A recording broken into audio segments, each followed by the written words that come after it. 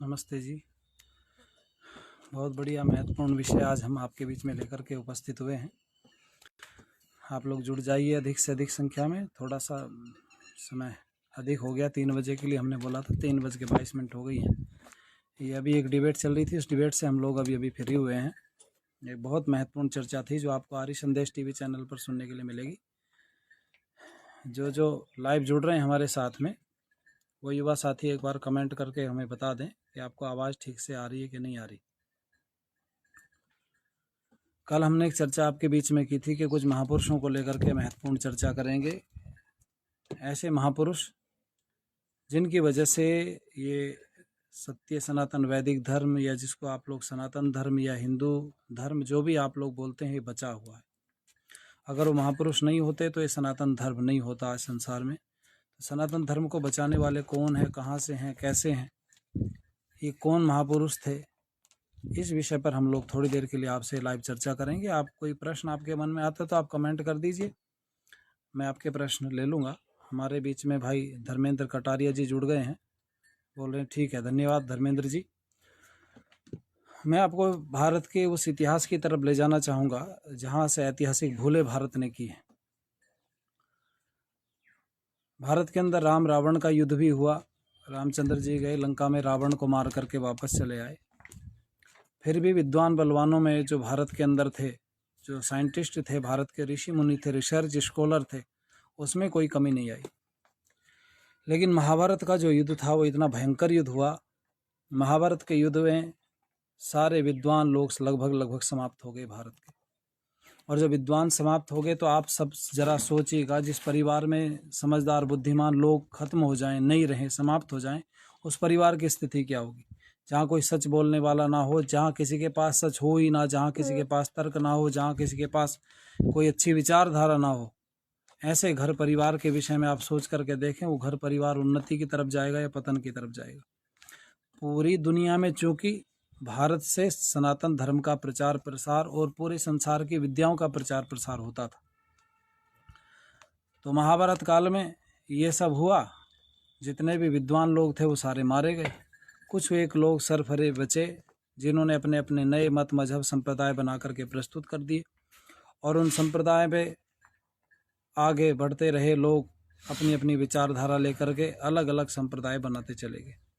मैं आपको कहना चाहूँगा, उधर रामचंद्र जी का और रावण का दोनों का युद्ध चल रहा था, लेकिन कमाल की बात यह है कि दोनों परमात्मा को एक मानते थे, दोनों ईश्वर को निराकार मानते थे, दोनों की धार्मिक मान्यताओं में कोई अंतर नहीं था। जबकि आप सब जानते हैं रावण ने गलत काम किया, धार्मिक मान्यताओं में अंतर नहीं था, कर्मों में जो कर्म थे दोनों के अलग अलग थे, दोनों को अलग अलग तरीके कर्म करना पसंद था। लेकिन रामचंद्र जी की और रावण की विचारधारा में अंतर नहीं था। जो धार्मिक विचारधारा थी, धार्मिक मान्यताएं थी, दोनों की एक थी। उसी काल में राक्षसों को भी आप पढ़ेंगे तो किसी राक्षस का ऐसा नहीं मिलता कि उसकी विचारधारा या जो मान्यता थी वो अलग हो, वो भगवान को नहीं मानता हो या ईश्वर को अलग तरीके से ऐसा कहीं भी नहीं है। महाभारत काल पर्यंत, महाभारत में भी आप देखते हैं कौरव और पांडवों का वह बड़ा भयंकर युद्ध हुआ। उस कौरव पांडवों के भयंकर युद्ध में दोनों की विचारधारा एक थी। बात अलग थी कि वह अधर्म कर रहा था, ये धर्म की तरफ से लड़ रहे थे। योगेश्वर कृष्ण ने भी कहा था युद्ध के क्षेत्र में, यदा यदा ही धर्मस्य ग्लानिर्भवति भारत अभ्युत्थानम अधर्मस्य तदात्मानं सृजाम्यहम् परित्राणाय साधूनाय विनाशाय च दुष्कृताम धर्म संस्थापनार्थाय संभवामि युगे युगे। योगेश्वर कृष्ण ने उस समय पर बोला था कि जब जब धर्म की हानि हो तब तब परमात्मा में इस धरा पर जन्म लेकर के धर्म की स्थापना करने के लिए आता रहूं। आप सोचो जरा, धार्मिक मान्यताओं में किसी की कोई अंतर नहीं था, कर्म में अंतर था। लेकिन महाभारत के युद्ध के बाद में जो लोग बचे, उन्होंने अपनी अपनी विचारधाराएं अलग बना करके प्रस्तुत कर दी। मैं एक प्रश्न पूछूंगा, 2 को 2 के साथ जोड़ा जाए तो 4 ही होता है। कहीं से जोड़ा जाए, किसी तकनीक से आप 2 के साथ 2 जोड़ेंगे तो 4 ही होगा, 5 या 3 नहीं हो सकता है। यही ईश्वर की, यही धर्म की, यही विचारधारा की, यही मान्यताओं की बात होती है। पूरे संसार में एक ही विचारधारा होती है धर्म की, एक ही मान्यता होती है ईश्वर की, उसके अलावा नहीं होती है। जो होती हैं वो मन घड़ंत होती हैं, या मत जो शब्द है ना, वो मति से, अपनी बुद्धि से चला दिया गया है, उसी को मत कहते हैं। तो मैं कहूँगा आप लोगों से कि महाभारत के बाद में अनेकों संप्रदाय बनते चले गए और भारत टूटता चला गया। चूँकि पूरा संसार यहीं से ज्ञान विज्ञान लेता था तो ये ज्ञान विज्ञान जाना आना बंद हो गया, महापुरुषों का जाना आना संसार में बंद हो गया, ज्ञान का प्रचार प्रसार बंद हो गया। फिर लोगों ने अपनी मर्जी से जीवन जीना शुरू कर दिया। और मैं कहूँगा कभी ऐसा काल था कि भारत ने पूरे संसार के ऊपर राज्य किया, और अत्याचार करके नहीं किया। जैसे मुगलों ने भारत पर अत्याचार किया, अंग्रेजों ने भारत पर अत्याचार किया, इस तरह से अत्याचार करके कभी हमने किसी के ऊपर आधिपत्य स्थापित नहीं किया। हमने अगर आधिपत्य स्थापित किया या पूरे संसार में राज किया या भारत चक्रवर्ती राजा का देश होता था, तो उसके पीछे एक तर्क ये था कि पूरे दुनिया को हम लोग सुख देते थे। पूरे संसार में कहीं कोई अत्याचार किसी के ऊपर कोई करता था तो भारत के राजा उसको दंड देते थे, उनकी सुरक्षा की जिम्मेवारी लेते थे। ये भारत इस तरह से पूरी दुनिया का विश्वगुरु हुआ करता था। और मैं कहूँगा ये व्यवस्था बिगड़ती चली गई। फिर पूरी दुनिया में सबसे ज़्यादा जो आक्रमण है वो केवल और केवल भारत ने झेले। उसके पीछे कारण जानना चाहते हो तो मैं आपको बताना चाहूँगा। दुनिया में जहाँ कोई भंडार होता है उस भंडार पर सब अपना अपना आधिपत्य स्थापित करना चाहते हैं। जैसे कहीं धन का भंडार हो तो उस पर लोग आधिपत्य स्थापित करना चाहते हैं, कहीं ज्ञान का भंडार हो तो उस पर आधिपत्य स्थापित करना चाहते हैं। धन ऐसी वस्तु है जो आपके पास आएगी तो घटती चली जाएगी, लेकिन ज्ञान ऐसी वस्तु है जो आपके पास आ गई तो बढ़ती चली जाएगी। संसार के लोग भारत की तरफ क्यों आक्रमण करते थे, क्यों दौड़ते थे, उसके पीछे सबसे बड़ा तर्क ये है कि किसी व्यक्ति ने कोई फैक्ट्री लगाई, कोई माल बनाता है, किसी भी तरह का कुछ भी उत्पादन करता है, तो वो अगर उसके पास में वर्कर या काम करने वाले लोग बुद्धिमान हैं, समझदार हैं, बहुत इंटेलिजेंट हैं, तो उसका काम बहुत बढ़ जाता है, वो बहुत आगे तक जा सकता है। लेकिन मैं कहूँगा इसके विपरीत आप इस बात को ले लीजिए, किसी के पास मूर्ख वर्कर हैं, बुद्धिमान नहीं है, तो पतन की तरफ चला जाता है। दुनिया में जो भी राजा हुए उनको लगा कि हमारे पास सब कुछ है, लेकिन बुद्धिमानी की बात करने वाले या बुद्धिमान लोग नहीं हैं। तो उन्होंने कहा भाई ये कहाँ से आएंगे, तो उन्होंने कहा सबसे ज़्यादा बुद्धिमानी भारत के अंदर है, सबसे ज़्यादा बुद्धि भारत के अंदर है, सबसे ज़्यादा विद्वान लोग भारत के अंदर है, सबसे ज़्यादा ज्ञानी लोग भारत के अंदर है। तो इसका मतलब ये है कि भाई भारत पर अगर हम कब्जा कर लेते हैं तो बुद्धिमान लोगों पर कब्जा हो जाएगा, और बुद्धिमान लोगों पर कब्जा हो जाएगा तो संसार में देर तक अपनी सत्ता रह सकती है। दोनों बातें थी, भारत में धन भी बहुत था और भारत के अंदर ज्ञान विद्वान लोग भी बड़े थे। तो जो भी आता रहा भारत के ऊपर आक्रमण करता रहा, और दोनों चीज़ों पर उसका ध्यान था। पूरी दुनिया में मैं आपको जानकारी के लिए बताऊं, जब महाभारत का युद्ध हुआ उसके बाद में लोग पशुओं की तरह विचरने लगे। जब ज्ञान विज्ञान का आदान प्रदान बंद हो गया तो वो पशुओं की तरह विचरने लगे, और उनके पास कल्चर तो थी लेकिन संस्कृति नहीं थी, उनके पास जीवन तो था लेकिन संस्कार नहीं थे, उनके पास पदार्थ तो ले थे लेकिन खाने पीने की व्यवस्था नहीं थी, वो लोग तरीके नहीं जानते थे, उनके पास व्यवस्थाएं नहीं थी। इसलिए मैं कहूँगा आप लोगों से, महाभारत काल के हजारों वर्ष बाद तक पूरी दुनिया पशुओं की तरह विचरनी शुरू हो गई, और भारत के अंदर जो कुछ लोग बचे उन्होंने अपने अपने मत मजहब संप्रदाय बना के प्रस्तुत कर दिए, उसी पर वो दुनिया को रास्ता दिखा करके आगे चलाना शुरू कर दिया। और मैं आपसे कहना चाहूँगा, फिर उसके बाद में अलग अलग संप्रदाय भारत में भी जन्म लेते रहे। जो भी कोई महात्मा महापुरुष आए उन्होंने अपनी अलग विचारधारा बना के प्रस्तुत कर दी, और लोगों को कहा कि भाई इस विचारधारा पर चलो, इस रास्ते पर चलो। आज भी वो वैसे ही चल रहा है। कोई व्यक्ति बुद्धिमान बनता है, कोई महापुरुष बनता है, तो वो अपना अलग मत मजहब बना करके प्रस्तुत कर देता है और लोगों के सामने कहता है भाई ये हमारी मान्यता ठीक है, लोग कहते हैं हमारी मान्यता ठीक है। सब अपनी अपनी मान्यताओं को अलग अलग ठीक बताने का प्रसार कर रहे हैं, और उसी में लोगों की संख्या बढ़ती घटती जा रही है। आप देख रहे हैं अलग अलग सत्संग चलते हैं, लोग उनमें आते जाते हैं, और उन्हीं सत्संगों में जब लोग आ रहे हैं जा रहे हैं उनमें, तो वो अपना अपना प्रचार प्रसार कर रहे हैं। जो धर्म की धुरी थी उससे दूर हो गए, अपनी अपनी बातों का प्रचार प्रसार केवल लोग करने में लगे हुए हैं, धर्म की धुरी से दूर हैं, संस्कृति से दूर हैं, और राष्ट्र के विषय में चिंतन नहीं। उसके पीछे कई कारण हैं जिन पर मैं चर्चा कर चुका हूँ। मैं आपसे महत्वपूर्ण चर्चा इस विषय पर करना चाहता हूँ, आखिर ये जो अंधकार भरा समय चल रहा था इसका समापन कैसे हुआ। भारत ने वर्षों तक गुलामी झेली है, और कितने वर्ष तक गुलामी झेली, तो मैंने पिछली वीडियो में जिक्र भी किया था कि लगभग 900 वर्ष तक भारत हमलों का शिकार रहा। आज भी हमले हमारे ऊपर हो रहे हैं। पहले अंतर बस इतना है, पहले हमारे ऊपर ज़मीनी हमले होते थे, अब सांस्कृतिक हमले हो रहे हैं। संस्कृति को बर्बाद करने के लिए सांस्कृतिक हमला भारत प्रतिदिन झेल रहा है, चाहे वो ईसाईकरण के माध्यम से, चाहे इस्लामीकरण के माध्यम से, या संप्रदाय के माध्यम से, या नए नए गुरुडम्बाद के माध्यम से। भारत आज भी हमले सांस्कृतिक रूप से झेल रहा है और ये झेलता रहेगा कब तक? जब तक हमारी धार्मिक व्यवस्था, धार्मिक मान्यता एक नहीं होंगी।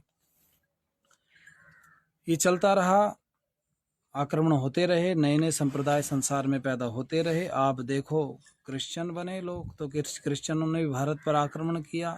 इस्लामिक लोग आए दुनिया में तो उन मुगलों ने भी भारत के ऊपर आक्रमण किया।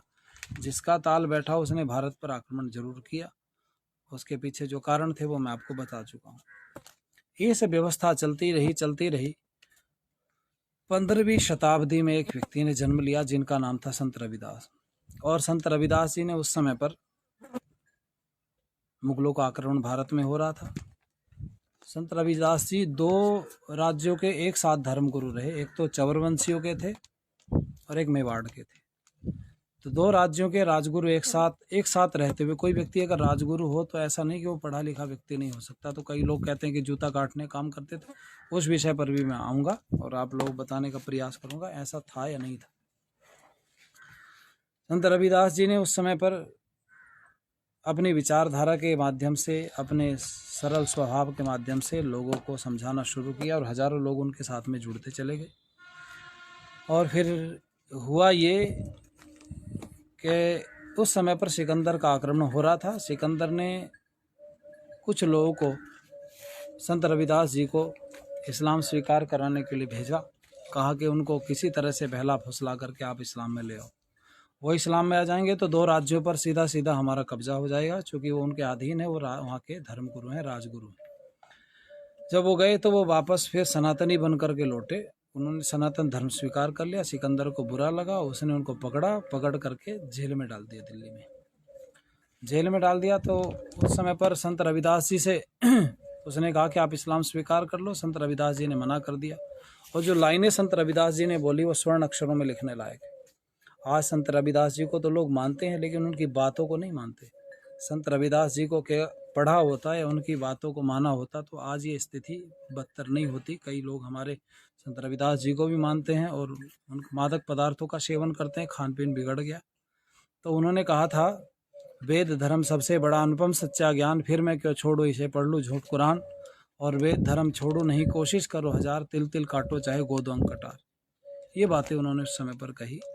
और चवरवंशी और मेवाड़ और चारों तरफ से दिल्ली को घेर लिया गया, उनको छुटा लिया गया। वो वापस आए तो एक चित्र आप लोग देखते हैं कि वो जूते गांठते हुए उनका चित्र होता है। ये कुछ लोगों ने ज़बरदस्ती, कुछ पॉलिटिक्स होती है, राजनीति भारत में बहुत ज़्यादा चलती है, इसको राजनीतिक लाभ लेने के लिए कुछ लोगों ने ऐसा किया।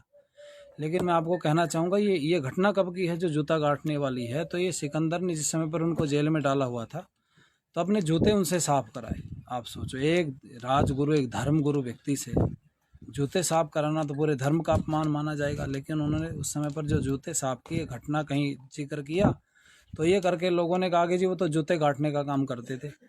उनको पता नहीं है। उन्होंने लिखा है, ओम गायत्री सिमरत सार, सिमरत हंसा उतरे पार। ओम गायत्री पढ़े प्रभाता फिर नहीं 84 में आता। ओम गायत्री पढ़े मध्याह्न सो नर पावे पद निर्माण। ओम गायत्री सिमरत सार, सिमरत हंसा उतरे पार। ऐसी ऐसी बातें जिस व्यक्ति ने या शिक्षा शब्द जैसे शब्दों का प्रयोग किया हो तो क्या वो अनपढ़ होगा कि जूते गांठने का काम करेगा। और संत रविदास जी ने उस समय पर एक बहुत बढ़िया बात कही थी। उस समय पर जाति व्यवस्था जो ये चरमरा रही थी, भारत की जो वर्ण व्यवस्था, उस चरमराती वर्ण व्यवस्था पर संत रविदास जी ने बहुत बढ़िया टिप्पणी की थी। और उनकी वो लाइनें मुझे याद आ रही हैं। ऊंचे कुल के कारणे ब्राह्मण कोई न होए, जो जाने ब्रह्म आत्मा सोई ब्राह्मण। भाई कोई ऊंचे परिवार में जन्म लेकर के कोई ब्राह्मण नहीं हो सकता। ब्राह्मण तो उसको कहेंगे जो व्यक्ति अच्छे कार्य करता है, जो विद्वान है, जिसने ब्रह्म को जान लिया, उसको ब्राह्मण कहते हैं। ऐसी बहुत सारी बातें हैं उनकी, ज्ञान विज्ञान की, जो भरी पड़ी है। संत रविदास जी ने लोगों को जागरूक किया। संत रविदास जी 15वीं शताब्दी में हुए, 16वीं शताब्दी, 17वीं और 18वीं। मैं कहूँगा आप लोगों से 19वीं शताब्दी में आकर के स्वामी दयानंद सरस्वती जी का जन्म हुआ। स्वामी दयानंद सरस्वती जी के जो गुरु जी थे, जिन्होंने स्वामी दयानंद सरस्वती जी को पढ़ाया, वो मथुरा में रहते थे, गुरु बिरजानंद जी। स्वामी दयानंद के गुरु बिरजानंद थे और बिरजानंद जी के गुरु कहते हैं कि भाई पूर्णानंद थे, पूर्णानंद के संपूर्णानंद और संपूर्णानंद से ओमानंद। ये कड़ी जुड़ी हुई है इन लोगों की आपस में।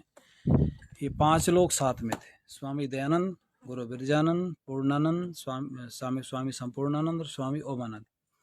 और ये 5 वीडियो का आप अगर घटाएंगे बढ़ाएंगे हिसाब लगाएंगे तो ये कहीं ना कहीं ये कड़ी संत रविदास जी तक पहुंच जाती है। मुझे ऐसा लगता है जिन तर्कों का प्रयोग स्वामी दयानंद सरस्वती जी ने किया उन्हीं तर्कों का प्रयोग संत रविदास जी ने उस समय पर अपने काल में किया। क्योंकि सबकी भाषा अपनी अलग होती है, सबका ज्ञान समझाने का तरीका अपना अलग होता है, लेकिन उन्होंने तर्क वही, वेदकार वही सारी बातें संत रविदास जी ने लोगों के बीच में प्रस्तुत की। तो संत रविदास जी उस विचारधारा को लेकर के आए और उन्होंने आगे बढ़ाई और उसको फिर स्वामी दयानंद सरस्वती जी ने आगे बढ़ाया। स्वामी दयानंद सरस्वती जी वो व्यक्ति हैं जिन्होंने अपना घर परिवार छोड़ दिया, किस लिए? कि भाई मैं सत्य की खोज करूँगा। उस सत्य की खोज में स्वामी दयानंद सरस्वती जी ने पाखंड पर कुठाराघात किया, जो पाखंड इधर उधर फैलता जा रहा था निरंतर। और भारत के 144 लोग उस समय पर रोज़ धर्म परिवर्तन करते थे। 234 किताबें हमारे महापुरुषों के खिलाफ लिखी जा चुकी थी। 25,000 कन्याएं प्रतिवर्ष ईसाई मुसलमानों के घरों में चली जाती थी। ऐसी विकट विपरीत परिस्थिति में स्वामी दयानंद सरस्वती जी ने सत्यार्थ प्रकाश लिखा, ऋग्वेद आदि भाष्य भूमिका पुस्तक लिखी, जो वेदों का, जिसमें विषयानुसार कुछ चीज़ों को समझाया गया है। संस्कार विधि लिखी, सनातन धर्म की जो संस्कार कैसे होते हैं उसकी मान्यताओं को लेकर के। गौ करुणानिधि, आर्य उद्देश्य, रत्नमाला, अनेकों पुस्तकें, लोग कहते हैं कि लगभग 33 पुस्तकें वेदों का भाष्य भी स्वामी दयानंद सरस्वती जी ने किया। ये सब ऋषि दयानंद सरस्वती जी ने ऐसा सब ये किया। तो मैं कहना चाहूँगा आप लोगों से कि स्वामी दयानंद सरस्वती जी ने इस सनातन धर्म की डूबती हुई नैया को बचाने का प्रसार किया, काम किया। और उन्होंने वेदों का भाष्य करके जो हमारा धर्म ग्रंथ हमसे दूर हो गया तो उस धर्म ग्रंथ को दिया। स्वामी दयानंद सरस्वती जी की विचारधारा से एक संस्था जन्मी, जिस संस्था का नाम है आर्य समाज। आर्य माने श्रेष्ठ को कहते हैं और समाज माने समूह को कहते हैं। उस समय पर जो संस्थाएं थी वो समाज के नाम से चल रही थी, ब्रह्म समाज, प्रार्थना समाज, ऐसे करके। तो स्वामी दयानंद सरस्वती जी ने भी एक संस्था बनाई जिसका नाम आर्य समाज। और आर्य समाज को कहा कि भाई आर्य समाज इस समाज का उद्देश्य करेगा। इसका किसका? इस भारत का जो सनातन धर्म है या जो मनुष्य है, इस पूरे मनुष्य मात्र का उत्थान करेगा। एक नारा वेद से निकाल करके मंत्र को दिया, कृण्वन्तो विश्वम आर्यम, पूरे संसार को, विश्व को आर्य बनाओ। आर्य माने श्रेष्ठ होता है, आर्य माने कोई बिरादरी जाति नहीं है। अभी आप पहाड़ों पर जाएंगे तो वहाँ पर जो शेड्यूल कास्ट कभी होती थी तो शेड्यूल कास्ट को लोग छुआछूत के कारण उनको अपने से दूर करते थे। तो वहाँ पर क्रांतिकारी जी आर्य समाज के एक बहुत बढ़िया सन्यासी हुए हैं, उन्होंने बड़ा उस क्षेत्र में कार्य किया पहाड़ों पर। उन्होंने उनको आर्य नाम दिया। जो लोग एससी में आते थे, शेड्यूल कास्ट में आते थे, जिनसे लोग छुआछूत भेदभाव करते थे, तो उनको आज आर्य के नाम से जानते हैं। आप ऊपर ये उधर उत्तराखंड के ऊपर पहाड़ों पर आप जाएंगे तो सब अपने आप को आर्य लिखते हैं। कभी आर्य समाज का प्रचार प्रसार वहाँ इतना ज़्यादा होता था, हर व्यक्ति आर्य समाज से जुड़ा हुआ था। उन्होंने उत्थान किया, आज वो लोग पढ़ लिख गए, उन्हें बहुत सारी कुरीतियाँ समाप्त हो गई, बहुत कुछ चीज़ें उनके अंदर अच्छाई आई है। तो ऐसे अनेकों काम आर्य समाज की तरफ से किए गए। और जो आर्य समाज है वो सनातन धर्म की डूबती हुई कश्ती को बचाने का काम करता है। तो मैं कहूँगा आप लोगों से, चूँकि थोड़ी थोड़ी चर्चा हम प्रतिदिन आपके साथ में करते हैं, कुछ महत्वपूर्ण विषयों को लेकर के आते हैं और समय से ऊपर नहीं जा सकते। हमारा एक हम चाहते हैं कि भाई जो समय आप लोग हमें देते हैं तो उसका सदुपयोग हो। बहुत ज़्यादा समय लेकर के हम लोग विषय को बहुत बड़ा नहीं बनाना चाहते, विषय को छोटा बनाना चाहते हैं। बस इतना आपसे मैं कहना चाहूँगा कि जो आर्य समाज संस्था है वो सनातन धर्म का विरोधी नहीं है।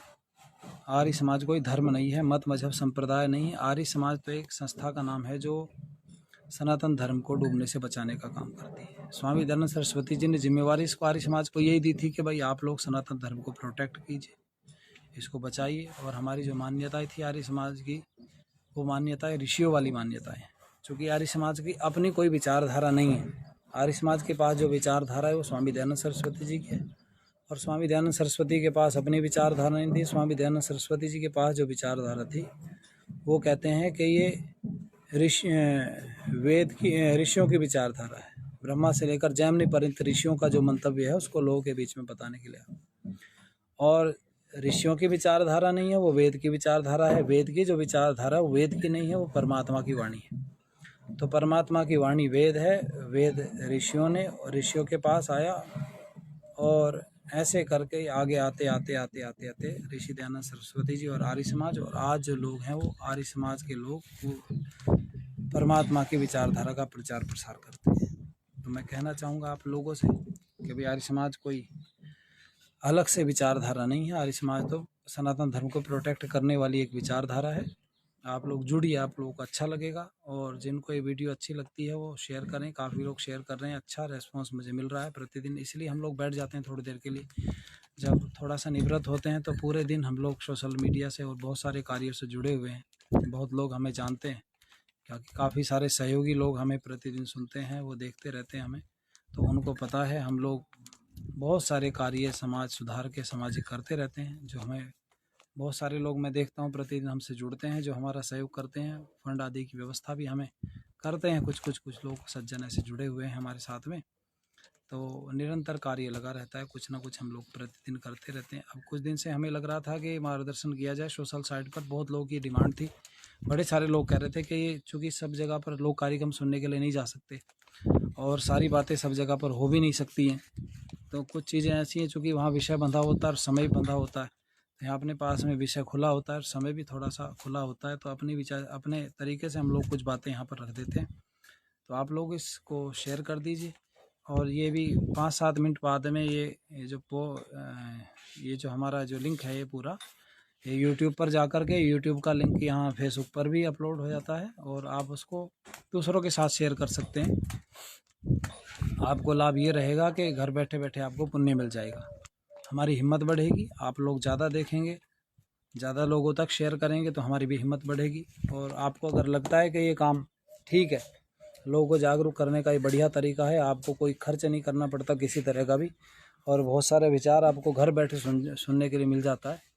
तो मेरा निवेदन आप लोगों से ये है कि इसको रेस्पॉन्स दीजिए, हमारी इस विचारधारा को आप लोग फॉलो कीजिए। यूट्यूब चैनल पर जाकर के कुलदीप विद्यार्थी आप लोग सर्च कीजिए और वहाँ से आप लोग जुड़ जाइए। कुलदीप विद्यार्थी मेरे जो कार्यक्रम है दूसरे बहुत सारे चैनल्स पर पड़े हुए हैं, लेकिन एक हमारा चैनल भी है आधिकारिक रूप से जिसका नाम कुलदीप विद्यार्थी। तो कुलदीप विद्यार्थी पर आप लोग जुड़ें और वहाँ उसको फॉलो कर लें। और दूसरों को भी, उसमें बहुत वीडियो हैं अलग अलग तरह के, अलग विषयों पर। मुझे लगता है कि 100 से ज़्यादा अलग अलग टॉपिक पर उस पर विचारधारा पड़ी हुई है। तो आप उसको दूसरों के साथ शेयर कर सकते हैं। प्रतिदिन आपके ग्रुप चलते हैं तो ग्रुपों में आप लोग वीडियो डालते हैं, तो एक वीडियो उसमें से उठा करके प्रतिदिन आप डाल सकते हैं। तो उसका लाभ ये होगा, हमारी हिम्मत बढ़ेगी और आप लोगों का ज्ञान वर्धन होगा। बाकी कोई प्रश्न आपके मन में होता है तो आप लोग कमेंट कर सकते हैं, कमेंट बॉक्स में लिख सकते हैं।